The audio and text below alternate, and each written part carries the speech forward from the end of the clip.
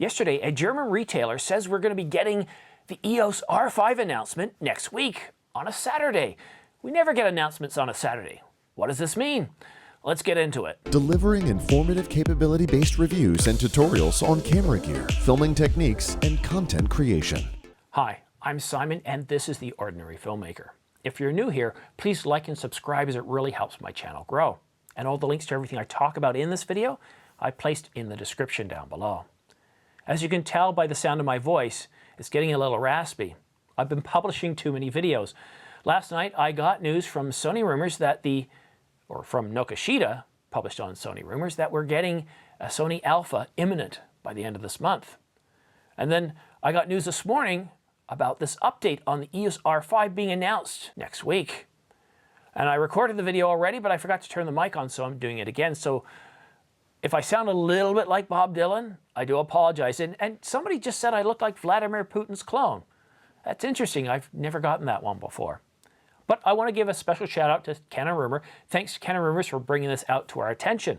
A German retailer claimed that we will be able to get or experience the EOS R5 next week on May the 16th. Boy, you can imagine that created a lot of buzz. News sites, YouTube sites are all picking this up. But it also created some confusion. People started to look at the calendar. Wait a minute, May the 16th? Yeah, it's a Saturday. I had to double check. Now, I can do 9 plus 7. I realized that's Saturday. Today's Saturday. It can't be Saturday. So I looked at my calendar. It's Saturday. Manufacturers, Japanese manufacturers, technology, nobody ever announces a product on a weekend. They rarely do it on a Monday or Friday. Most of the time, these announcements occur between Tuesday and Thursday. Well, Photohammer, the German retailer, went on to clarify what the experience means. And this is a quote directly from them. Hi guys, you could see the content and info about the live streams of the Testival online. This is not the official representation of the EOS R5 by Canon. It's a live workshop with a Canon product expert on Canon R series, and in the framework, it represents the previously known information of the R5. There will be no demonstration of the camera, and in our knowledge, will not publish any information that is not yet known. Nevertheless, the workshop is of course exciting. Well, exciting, yes, but it doesn't mean what we thought we were going to get. We are not getting an announcement next week, at least not according to Photohammer. What a major letdown, right? Well, I can assure you that if an announcement was imminent, you'd hear about it first here or at Canon Rumors. But can we blame the German retailer? They're just trying to drum up interest in the R5 to drive more sales in a time where economic certainty is anything but certain. But are we close? You betcha. They would not have hosted or planned their online experience if they did not feel we were close. Now, Canon Rumors is one of the most credible rumor sites on the internet. If Gregg says we're not likely to get an announcement next week, I'd bank on that. Gregg has been in the rumor service for over 10 years, and you can watch my video where I interviewed Gregg, and he does value his reputation very much. He has developed sources deep inside the industry.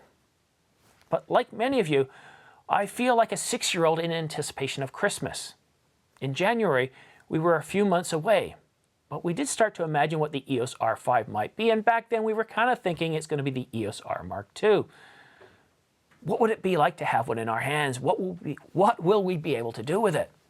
But here we are in May, and we have trouble sleeping. I know I do. I did last night. We seek out every news or rumor tidbit we can find. May is our December, and we are just weeks away from the big event. Don't feel dejected by Photohammer's seemingly fake announcement. Embrace it, tune in, check it out, absorb it, enjoy the information that they have to offer. It's free after all. I will be one of the first, if not the first, to publish any Canon EOS R5 announcement. Subscribe to get notification of newly published videos. I'm on top of all news and rumors. Look at how many videos I've published. Anything that comes out, I'm there night or day to publish videos to keep you guys informed. We are getting an EOS R5 announcement this month. It's unlikely to be in the coming week. The week after is far more likely. But what do you think? What do you make up of all of this hype? Does it annoy you when you see sites kind of take advantage of the news cycle? But don't let some of these rumors get you upset. Don't let them get you down.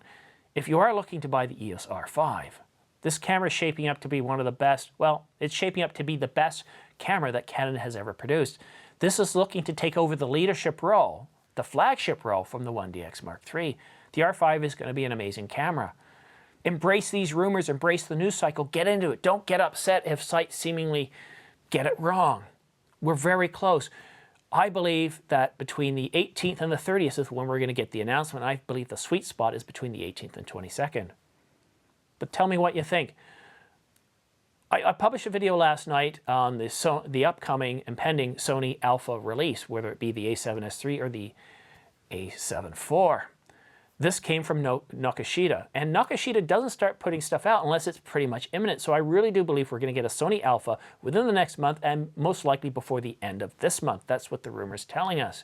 And when I looked at the comments this morning, I didn't have a chance to respond because, you know, this news came out. But when I looked at the comments, I saw several of my viewers saying, wow, thanks so much for this. I was really looking at leaving Sony. I was going to the R5, but now this gives me a little bit of hope.